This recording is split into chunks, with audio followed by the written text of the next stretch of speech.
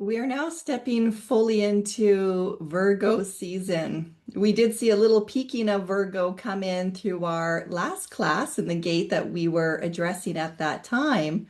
But now we are fully emerging ourselves into the teachings of Virgo. We are in the element of Earth, and we are very much in the sixth house, which is all about health, daily routines, work, and service. When we look at the teachings of the mandala wheel, this is where we're going to see the gate activations within Virgo season. And today we're going to be going through gate number 59, which is all about intimacy. This is found for us down in that sacral center. And we are going to learn about the shadow of dishonesty, going through trauma and how that leads to dishonesty, moving towards the higher gift aspect of intimacy, and the highest light aspect, the Sudi of transparency. In the teachings of the I Ching, Gate 59 is very much about our intimacy and our relationships. And in dissolving barriers, we establish union. So this is all about coming together. We all come into the world from being conceived through human intimacy and are either willing or unwilling to acknowledge this. In the teachings of human design, you're going to find that sacral center, the second one colored in from the bottom. And for anybody who is a generator, manifesting generator, which is about 70% of types, you will have that center colored in. This is your center of life force energy. And gate 59, if you have this circled on your chart, this is a very powerful gate. There is a lot of intimacy in terms of life force energy and its connections to establishing relationships, wanting to bring unions together, and it has a very high vibrational frequency. Now, if you don't have gate 59 circled, but you're following with the turning of the mandala wheel, everybody at this time is receiving the energy through gate 59 and able to then really experience this. So like bees to honey, gate 59 carries a very strong auric field. And your auric field is this energy field that pulses from you. So it does come from the gut, from the sacral, which also holds the ovaries and the testes and all those organs that do really kind of put out, I'm going to call it like the pheromones that are attracting things towards it. It is no different than a flower that has a certain fragrance, and some people are going to be attracted to that fragrance, other people are not. But it's very strong in what it's putting out into the world, and it is designed to see, well, what is going to be drawn towards it? What can it attract? So that is why it's referred to as like bees to honey, because you will attract a lot of different relationships and different opportunities for various levels of intimacy your way. And this is where it's really important to practice discernment, knowing the difference between the flies and the bees. So, what is good for you and what isn't good for you. And that is how we all learn through our relationships. And especially when we move through the shadow of dishonesty and we move towards greater transparency, we're going to see how that really does affect the quality of our relationships and our openness to life itself. There's also a very strong sexual energy in this gate. So if you do have gate 59, you are highly fertile by nature. And it's really here to design to spread the seeds of intimacy. And when we talk about intimacy, there is a sex connection in this gate. It is about finding the right genetic match in order to keep the species going. But it's also talking about the chemistry that is found in creativity. So a lot of times is looking for a correct DNA match For someone that's going to help you with a certain project or a creative endeavor. It's really any time people come together and there's just this chemistry, this igniting of electricity, sexual energy, creative energy that really just exists there in the background. And it also does lead to a buildup of sexual energy. So again, physical and or creative, that is looking for an outlet. And when we don't allow ourselves to have those deeper connections with others, then we are really suppressing some of those parts of ourself. They're building up into something, whether that is creative or that is in our own relationships. And it's also here to teach us that the sacral can become sacred. It's not just about going out and sowing your seeds, so to speak. It's about the quality of the relationships that you have, which is either sexual in nature or not. It really is about coming together in union with one another. It also has the potential to form what is known as the channel of connecting. So in this case, it's drawing its energy towards the solar plex within human design, which is our emotional center.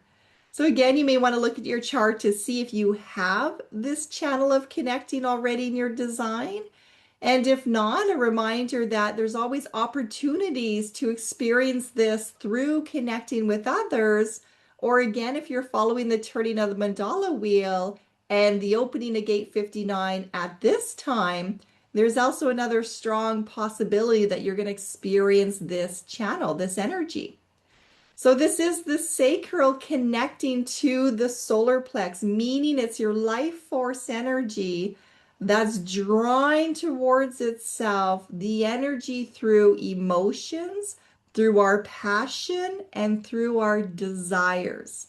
And that again is where we're really seeing this highly charged auric field that wants to form bonds with people and projects. It wants to make connections where that sexual chemistry is just sparkling, where creative juices are flowing. But it's also sending out very strong feelings. It has a sensuality about it and has desires about it. And this could be somebody who is just looking for certain relationships, very sensitive in their own nature, and they require certain individuals that really complement that. It could also be somebody who is very confident in their sexuality and wanting someone else to match that same level of confidence. Same thing goes with creativity, right? Having those right people that are around you to really kind of support allowing your creativity to take shape and form without restricting it. Allowing yourself to be wild, to be organic, to be innovative, to just let the creativity flow as it's meant to flow. Now, it's really interesting in this connection because there is a physical connection that is also governed by our emotions. And when we're looking at gate 6 within the solar plex, this is known as conflict resolution.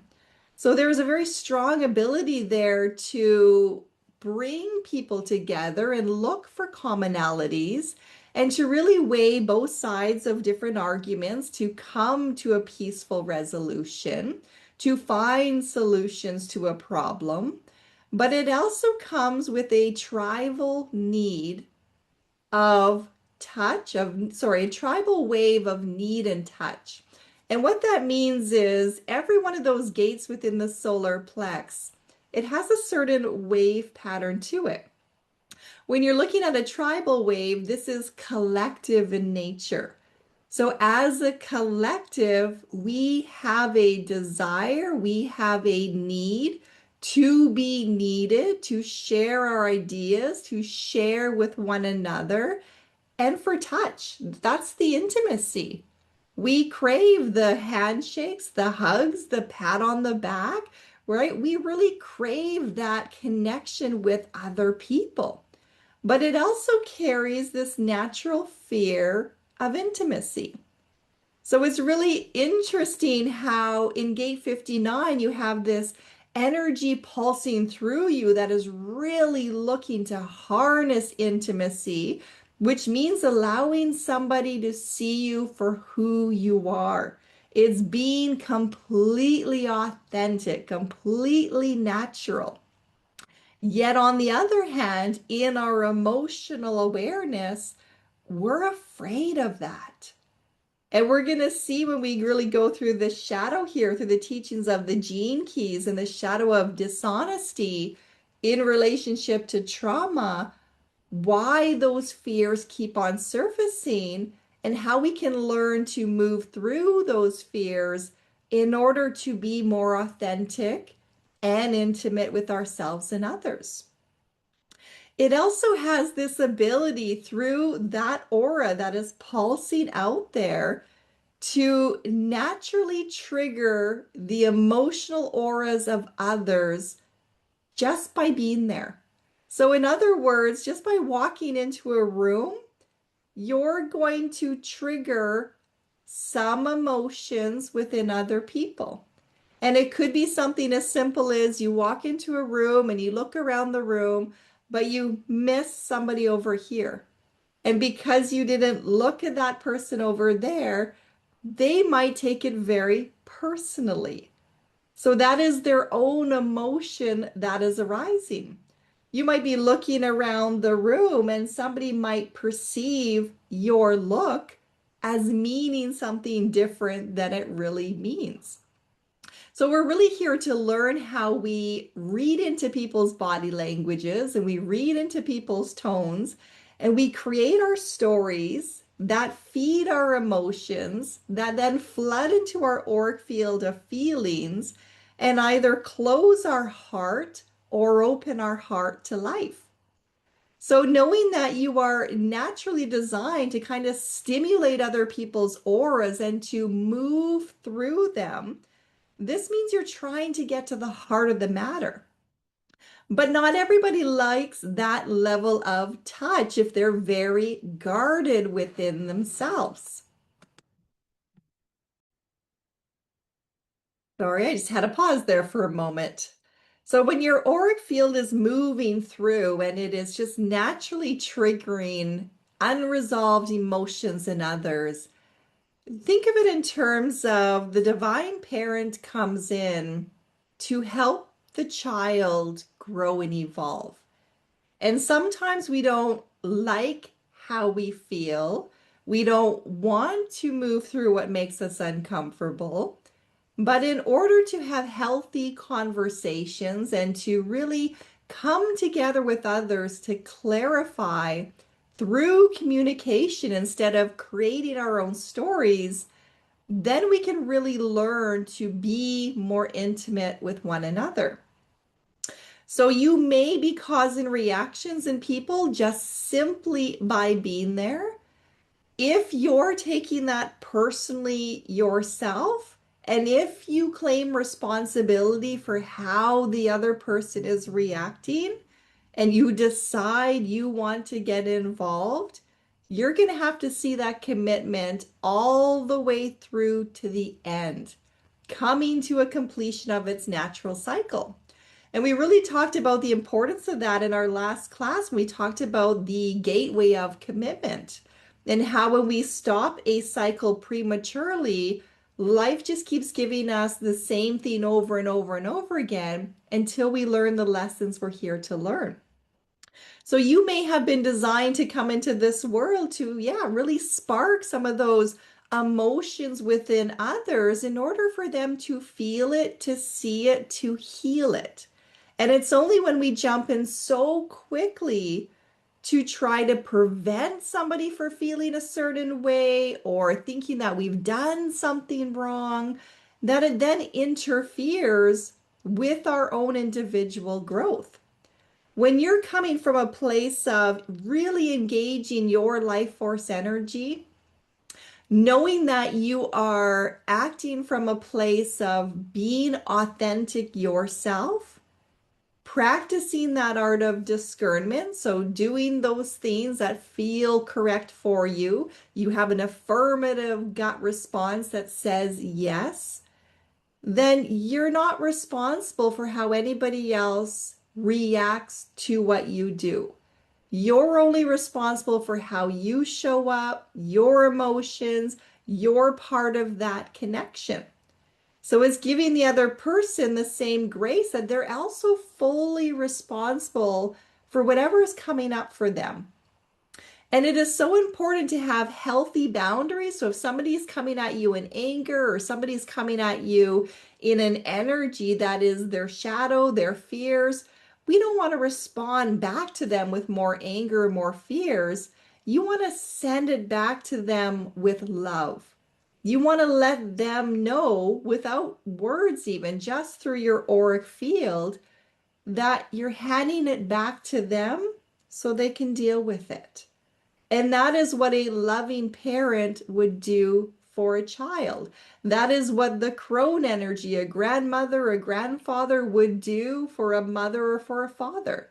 So it's just different levels of awareness. And it's not saying that someone with this channel is always the higher parent, because you're also going to have your own reactions, your own inner child. And the reason for this is we are so young in our emotional awareness. It is the third awareness center in the teachings of human design, and we're only just starting to learn about the power of emotions, how they tend to override our system, how we push it out into the world. And if you are somebody who has your emotional center white in your chart, you're feeling other people's emotions at 200%. So imagine how many times you try to keep the peace or try to prevent somebody else's emotions by claiming the responsibility to change the energy. And how many times when you do that, does it go against your gut instinct that doesn't want to get involved? It doesn't want to cave into somebody else. It doesn't want to do what somebody else is wanting to do. It is really about learning to trust in your body, embracing emotional energy for what it is, respecting the natural wave patterns that are going out there, and learning to really honor your own by talking to the emotions, by asking, why is that triggering me? To really reflect on your own growth and to be very mindful of how you are responding to others who are feeling those fears, those shadows, those intense emotions. So we want to make sure that we're waiting for that affirmative gut response. This is the sacral yes. It is beyond words, and for each and every one of us, it's going to appear differently. Your body knows when something is correct for you. Your body knows when something is not correct for you. The body knows when it's not sure and it just needs more time or more information. So we want to make sure that we're honoring that. We also want to be waiting for emotional clarity. So if you have your emotional center, that solar plex colored in, you have natural waves within your design. You don't want to make a decision when you're riding the high of a wave and everything feels good and it's so easy to say yes to everything, just to then come down and be like, oh, why did I agree to that? Why did I buy all of that? And you also don't want to make your decisions when you're really down, because then you may not have the energy to say yes in that moment, but it might be something you really want to do. So it's so important to find your emotional neutrality, to give yourself 24 hours or longer in order to really know for yourself, is this right for you? Is this the right relationship for you? Is this the right project for you? Is this the right connection for you? Are you trying to seek something? Or is this a soul level connection? And we're really going to dive deep into that through the teachings of the Gene Keys. So here we have literally the key that is going to open up the gate 59 of intimacy and relationships. And we are using the Book of the Gene Keys by Richard Rudd. I highly recommend getting a copy of this if it's available to you. And we are going to share some of the teachings here of what is known as Gene Key 59 to move us through the shadow of dishonesty, the dilemma of our trauma, the gift of intimacy, and the Sooty of transparency. And starting with that shadow of dishonesty and the dilemma of trauma, we learn that the 59th gene key is all about sex and reproduction. It is the drive to multiply and to seek a genetic match. And in its shadow state, so in its lowest vibrating energy, it is here that we confront our deep distrust of others, which is the core fear at the heart of our relationships. So it's the 59th shadow that is responsible for making the world a lonely place. Because despite the number of people there are around us, most of the time, we rarely communicate with each other in real depth. And that is a really good reflection right there is, do you know your neighbors? Do you know the people within the workplace that you reside at? Do you know the parents of your children's friends? Right? Like, how well do we really know other people? How much of ourselves are we willing to let other people know about us? So we do hold this essence, this deep distrust of others, mainly because we've been conditioned to do so. And we're going to really kind of lean into that in respect to the area of trauma as we keep moving forward. And this is where we're really going to see the concept of our auric field. So we all have an aura that comes from our body. It is all those energy centers that are opening up. And the more open you are, meaning the more you're trusting in life, the more you're open up to the flow, the bigger your auric field gets. So that is why sometimes people can kind of react to that because they feel the power of that auric field. But we all have an aura. In your aura is your emotions, your fears, your angers, your happiness, your sadness, whatever your truth is, that is what is reflected in your auric field. So when we are meeting somebody and we don't trust them, when we're being cautious, we don't know who they are, that shadow of distrust is existing in the auric field as our fear. And it comes up whenever we come into contact with another person. Now, in the teachings of the Gene Keys, it states that what you are actually afraid of is the sexual attraction in the relationship. And that doesn't mean you literally want to have sex with the other person, but sexual means chemistry. You're literally worried about dropping down your guard and allowing somebody else to come in to your aura fully to really get to know you. So it's the intimacy of getting to know one another at a soul level. And that level of openness requires us to be completely honest, to be transparent in our thoughts, our feelings, our behavior, which really puts us in a place of vulnerability. It's not easy to do your healing work and to allow yourself to be open and to really honestly express your feelings, to take full responsibility for your behaviors, to be mindful of your thoughts.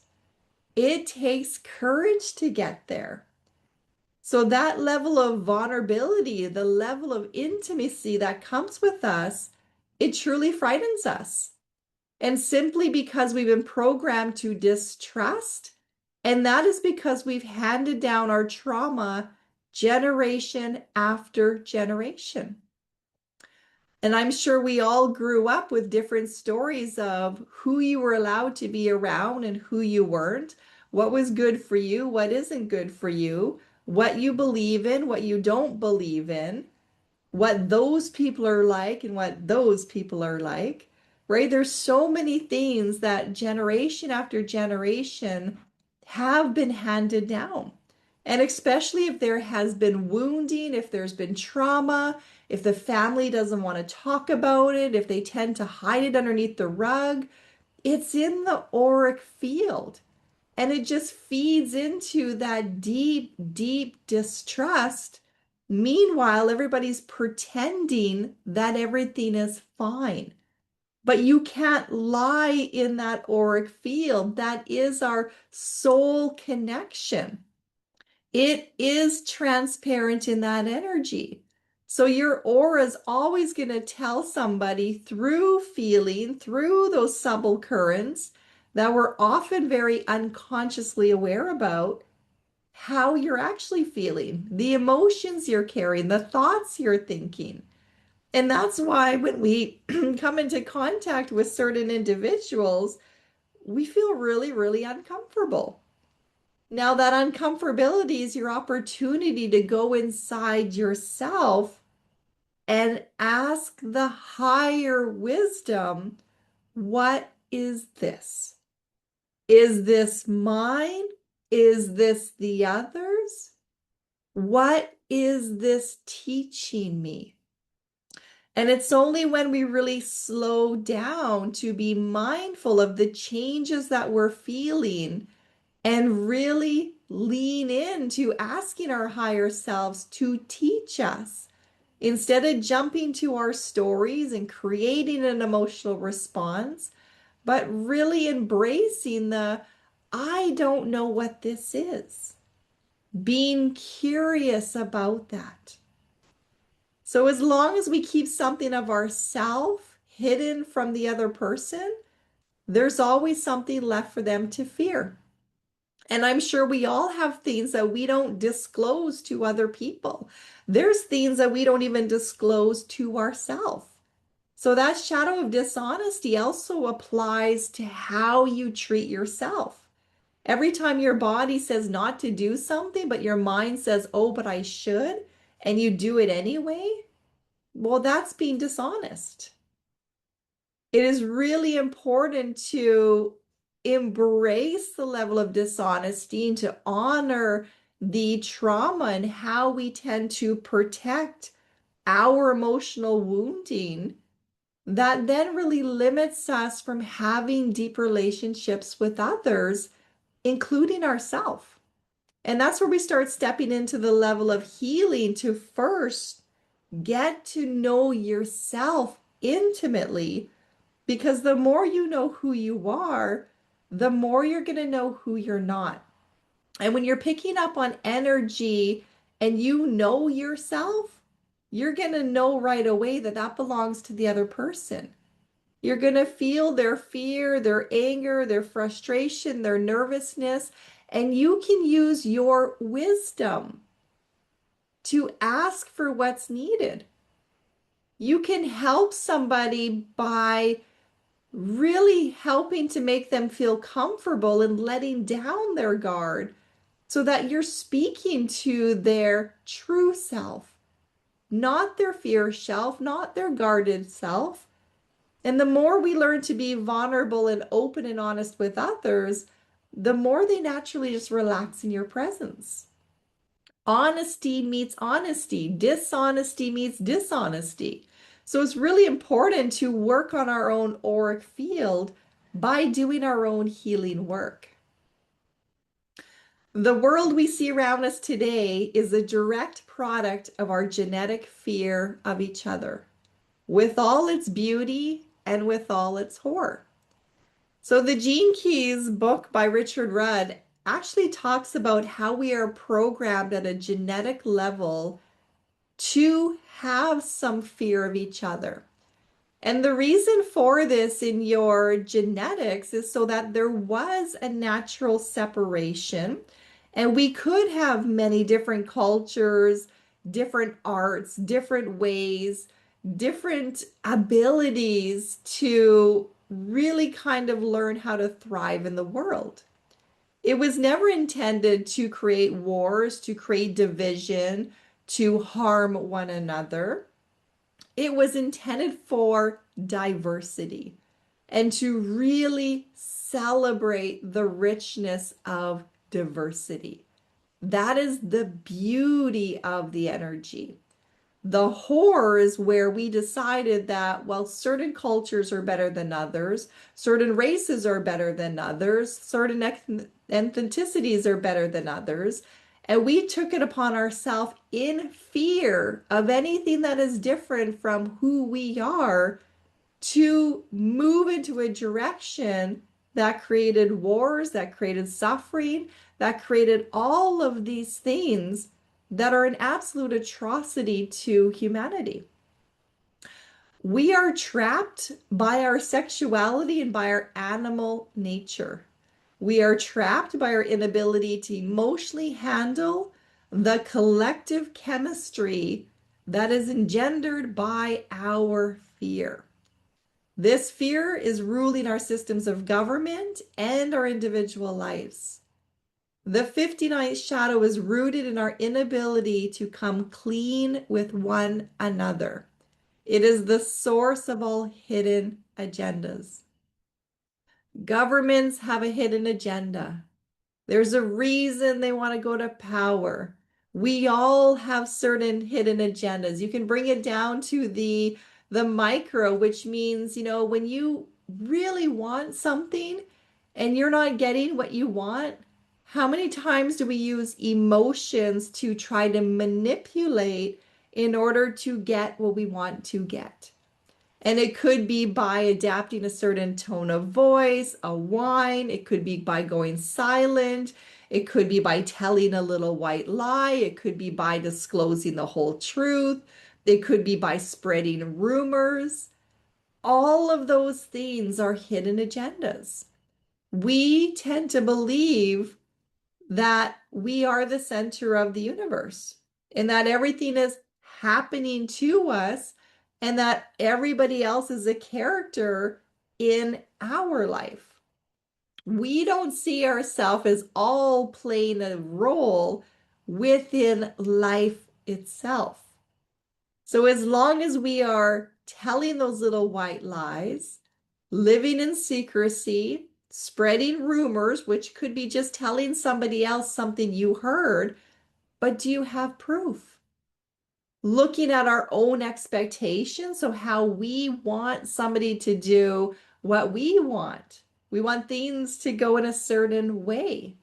Looking at our own opinions, our own judgments, our own belief systems, and really just looking at them to create space, not to judge yourself even further, but to really contemplate on how that tends to keep us separated, how it feeds into the distrust, how it feeds into the dishonesty, the trauma, how it feeds into that sense of loneliness because people aren't coming together and allowed to just be who they are.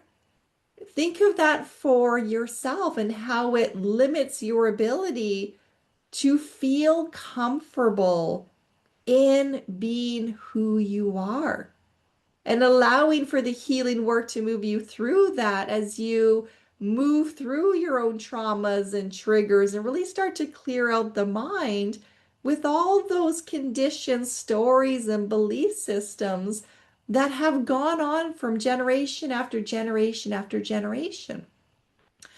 As we are learning to grow emotionally and spiritually, our fear of each other right now, because we are genetically mutating, there's more light pouring in. The fear of each other right now is intensifying. And it's intensifying simply because it's being brought to the surface. Secrets are being revealed. Things are starting to be uncovered. We're not able to hide so much anymore. So we are becoming more aware of how we have been lied to, of how we have been lying to ourselves. That is increasing some trauma if we are stuck in that victim state. But if that fear doesn't come to the surface, we can't then come together to say, all right, where do we go from here? So that fear is coming out because it's literally starting to be bred out of us, out of our genetics. And what that really means is, as you and I do the healing work within ourselves, the children have less fearful parents. They then have their own children who become less fearful. So it is starting to be bred out of us generation after generation after generation as we do the healing work, as we look at our traumas, as we open up to be more transparent, as we start becoming more authentic. We let go of the masks, we let go of the shadows, we take responsibility for our emotions, for our behaviors, for our part to play in this role of life. So without that fear, the world is going to change dramatically. We are literally in a time right now of behavioral integrity, and each and every one of us are responsible for our own part in that. So there's two sides to the shadow state. There is the repressive nature where we really keep everything inside of us. That is known as excluded. There is a reactive nature where we're pushing the energy out, and that is intrusive. When you are coming from a repressed nature, this is where somebody tries to exclude themselves by falling into that victim state of blaming other people rather than taking responsibility for their own feelings. So I can't do that. I'm not allowed to do that. So and so won't let me. I'm too busy. My boss won't give me permission to. Nobody allows me just to be myself. The government doesn't permit that, right? We find so many ways. It could even be, well, the weather is too cloudy today. Otherwise, I could, right? We'll find ways to blame something external from ourselves rather than acknowledging that inside the feeling is scared. It doesn't know how to react in that situation. It doesn't know what's expected of it if it goes to hang out with that individual. It doesn't know what'll happen if it goes to that event, to that party, to that place. It is frightened. It's unconsciously excluding themselves out of a deep-seated fear of losing control. And control goes really, really deep, but it does create this illusion simply because we're floating in a marble called Earth in the vast universe. At any time, things can go topsy-turvy. But we tend to create control, the illusion of control in our jobs, in our homes, how we hold ourselves, how we really put on a mask that we want other people to know about us. And every time we exclude ourselves because we're too afraid to get involved, to try, to have a relationship, it does draw negative attention. And that negative attention comes as a backlash and often a reinforcement as to why somebody can't go out, why they can't go hang out with that individual. So it feeds the narrative to a story. It's also possible to become addicted to self-exclusion. And the reason for that is when somebody removes themselves from a situation, they feel like they're in control of their own emotional environment. So they may not allow people to come over if they're feeling like they can't handle what's going to happen in those dynamics. So then they don't let it in. And because they don't let it in, they're reinforcing their belief that, well, they can't cope with that. They can't have friends. They're better off by themselves. They are lonely. So they're feeding into the wound of separation, which is one of our core wounds of humanity. But if we were honest with ourselves, it's all coming from fear. A fear of not knowing what to do in a certain situation, so unable to control the environment. And it often stems all the way down when you look at trauma to the inner child that was never taught how to emotionally cope. And that is where the healing work needs to start, is really by working with that inner child to help it feel safe and secure and to learn how to communicate, to be able to start moving out of its comfort zone so that it can actually open up the heart and engage with life. On the other side to this, our reactive nature being intrusive. That's where that auric field is really pushing outwards. The fear of being excluded is expressed as anger. So then this is somebody who pushes themselves in, invites themselves to the party, just shows up at the party, makes you feel absolutely horrible if you don't invite them. Or you know that, I better invite so and so or I'm going to hear about it. So that is that reactive nature. It's also forcing themselves physically and emotionally into invading someone else's aura. So this might be someone that gets right up into your face, right? They're in your bubble, talking to you, leaning over your shoulder, hanging around, just making that feel uncomfortable. Or emotionally knowing how to manipulate to get things their own way. So they keep going on and on and on until you finally cave in to their emotional pressure. They become very outraged and very hurt whenever they are rejected. So then they respond by excluding themselves. Then that feeds the narrative to the story again. They're trying to remain control of their emotional environment by blaming others. So it is the same that we see in a repressive, except in the reactive nature, they're probably going to be a lot more vocal about it. They're probably going to be out there spreading rumors, calling so-and-so, and oh my God, you won't believe what individual did to me. You won't believe what just happened, right? So it's feeding into the whole drama of how they have been victimized because they're feeling rejected. They've been excluded from something, but they don't see how their energy played a role in that. They just see themselves as the victim. It's everybody else's fault why they cannot do what they want to do. So it's being very unaware of that.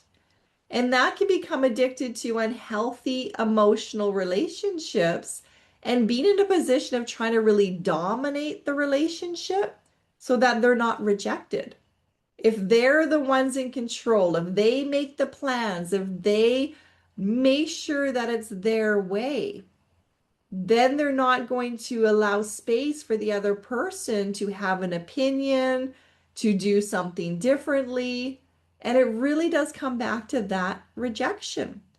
They're afraid of somebody saying no. They're afraid of doing it wrong. They're afraid of something being taken away from them. All goes back to that childhood trauma. And the best way to kind of deal with somebody who's very reactive or intrusive, if that is within your own life, is to be honest yourself. They cannot handle honesty. So anybody who's going to challenge them, and I don't mean challenge them in a negative way, through the voice of love, being able to stand up and say, this is how I feel about that. Or is it really so and so's fault? What did you do in that? Right? There's so many ways to have an open, honest conversation. And when you are very reactive in nature, or someone's being very intrusive towards you, they're not going to be able to handle that. They'll probably get upset and walk away. Now, you may be the victim then of their backlash, but you're only the victim if you believe in the words that they're saying and you claim responsibility for their actions. That leads us back to that channel of connecting. When you recognize it as you just set a healthy boundary and the other person is now creating all this other stuff over here that they're going to have to deal with, and it is feeding to other people that are also in part of the dynamics that are getting a learning lesson themselves, and you just hold your place and you just put out love and respect yourself and honor yourself. But what happens over there is not of your concern. You are leading by example. You are open to having a conversation and being honest if anybody wishes to come and communicate with you. You're not hiding anything in that. We're going to move now into the gift of intimacy, really starting to develop those higher communication skills.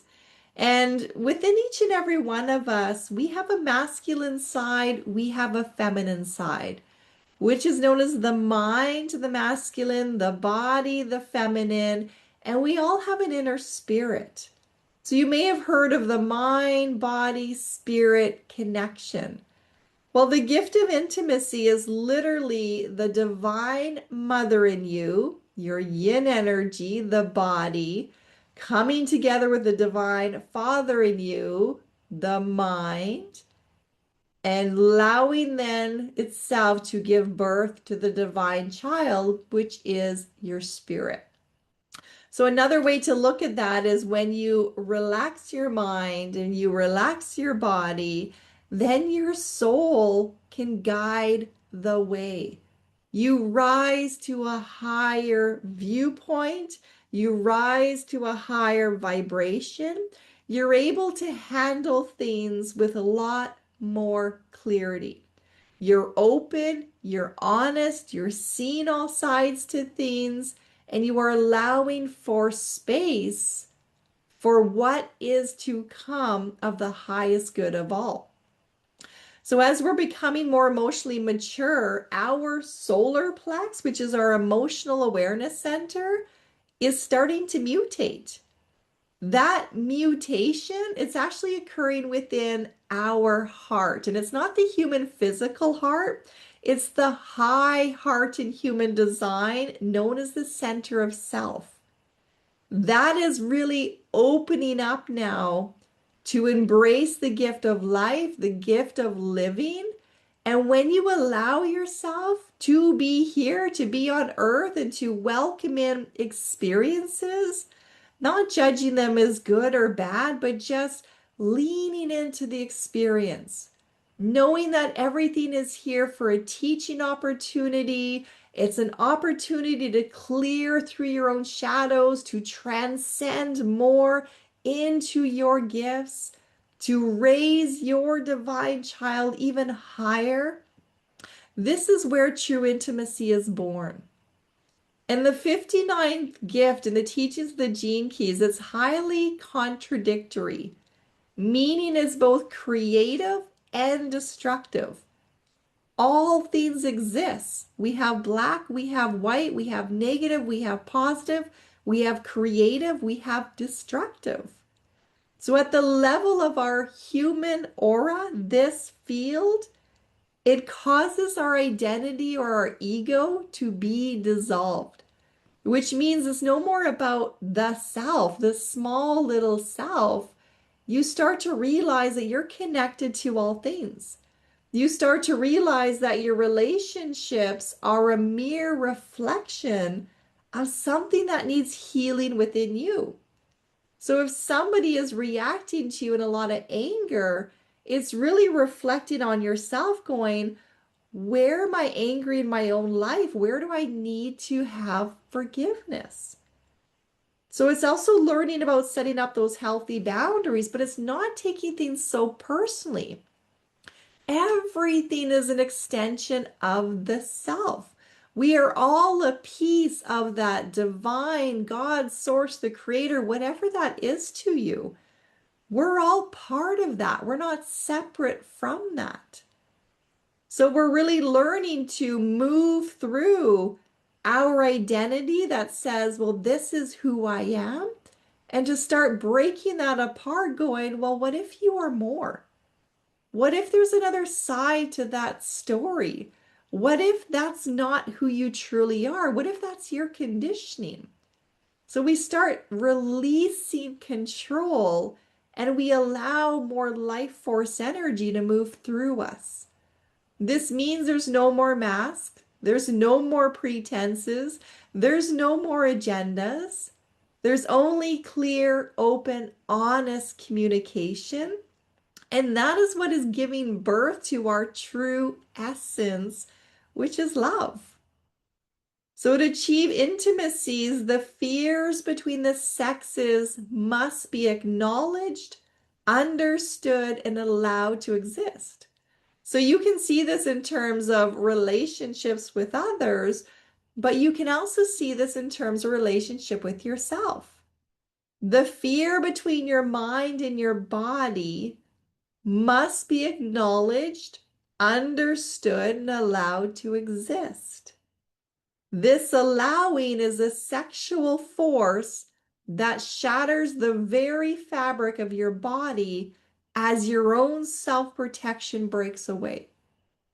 So if your mind is no longer running the show and your emotions are no longer running the show, think of how many stories and expectations and pressure literally start to break off of you, and how much more energy then returns to you and floods through your entire system, opening up those chakras even more. The very nature of sexual energy is wild, it's organic, it's untamable. It is a spiral force giving birth to a higher form. It is unbridled chemistry that is free to create. So when you're not worrying about what other people are doing, how other people see you, what they think about you, you have all that energy that then comes back into yourself to then have that freedom to create something from a higher level. That is an incredible amount of life force energy, and we each have it available to us at all times, but we block it. We block it from our mind. We block it in our stories. We block it from our belief system. We block it by closing our heart. We block it when we don't trust in our gut and our cellular wisdom, when we don't believe in ourselves and our potential, when we don't see ourselves as connected to all things. So just imagine being able to reclaim parts of yourself, to move through your stories, your woundings, your triggers, to acknowledge your shadow so that you can see it and call in the gift.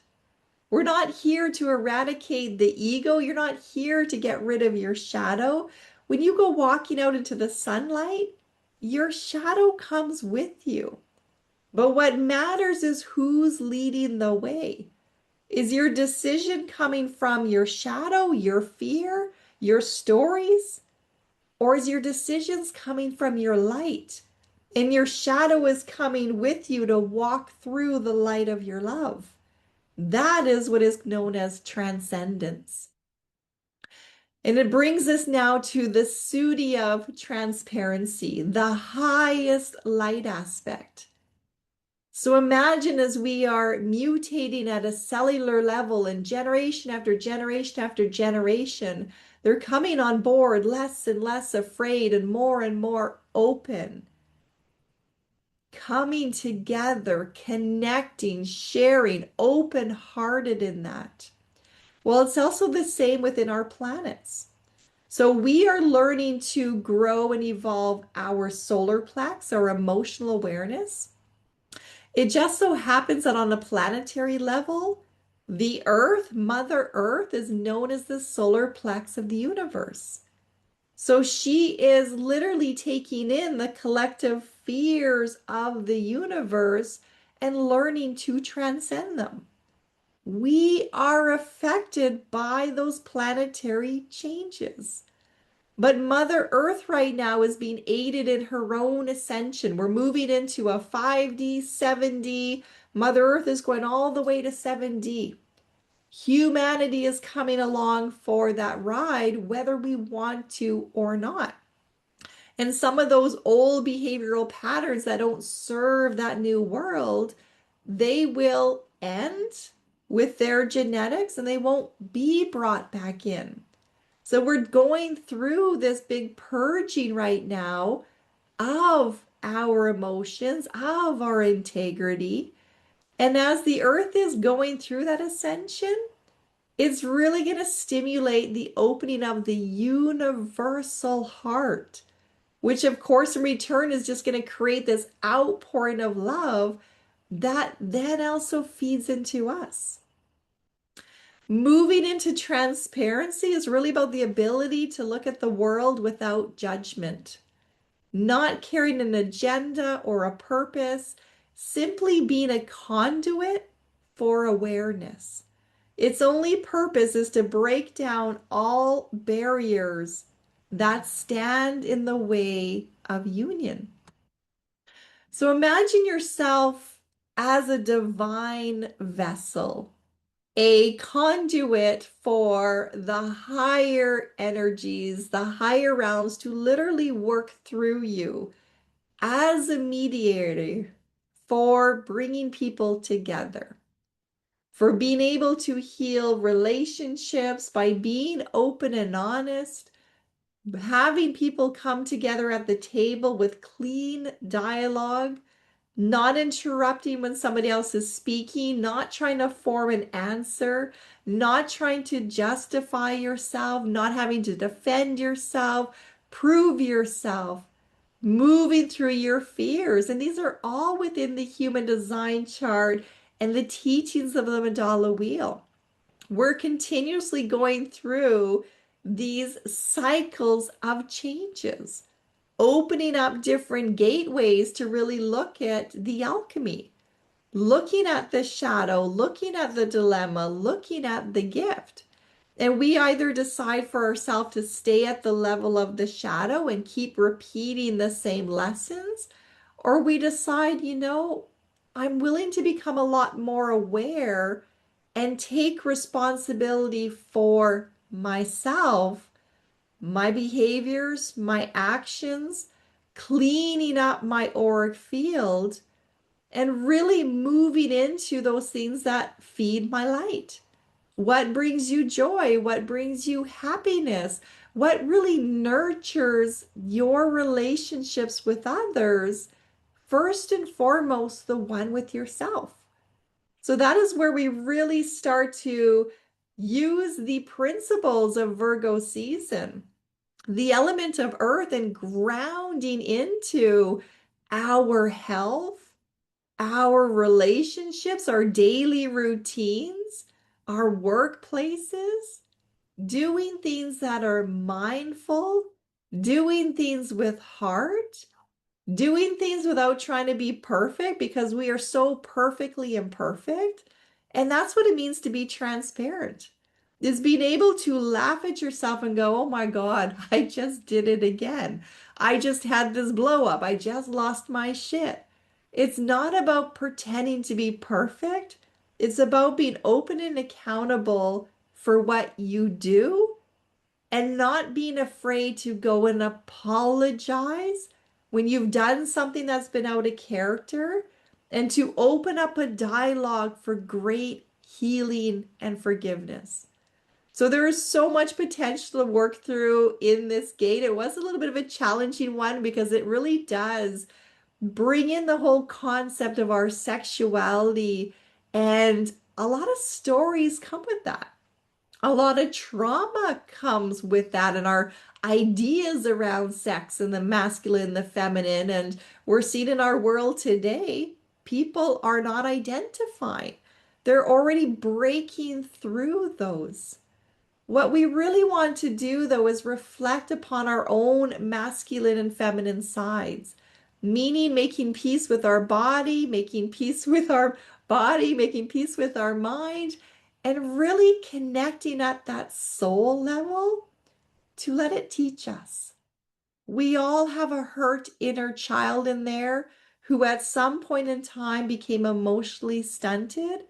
And it is now up to us to be the divine parent to nurture and help grow up that inner child. That is a responsibility that is the hands of each and every one of us.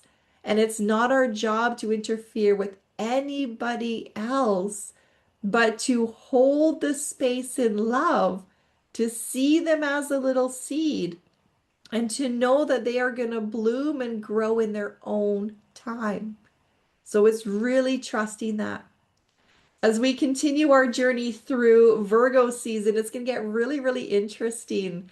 The next four gate activations within the mandala wheel, they're going to bring us through what is known as the ring of alchemy. And we're going to dive into a lot more depth in those teachings with our next video. So I'm glad that you are here. I'm glad you're on this journey. And I really encourage you to follow along with the inner alchemy. So if you came in just to explore what it means to be a Virgo and this happens to be your sun sign, I also encourage you to look at, where we are in that mandala wheel at this time and place, in what season, to then know what gate is currently open. What is the properties in that? And if you start following some of those teachings, you're going to really see how the collective plays out the shadow, how the collective plays out the light, and to use that as a means to transcend yourself, to really get a good way of accelerating your own emotional growth, and to just be so much more spiritually aware and to lighten up. That's the whole goal of this. And as a lightworker coach, that is the philosophy behind all things, is to just learn how to lighten up. So I'm so grateful that you stayed to listen to this teaching. I hope you continue the journey. And if you have any feedback, I'd love to hear from you in the comments section below. Take care, everybody. Bye-bye.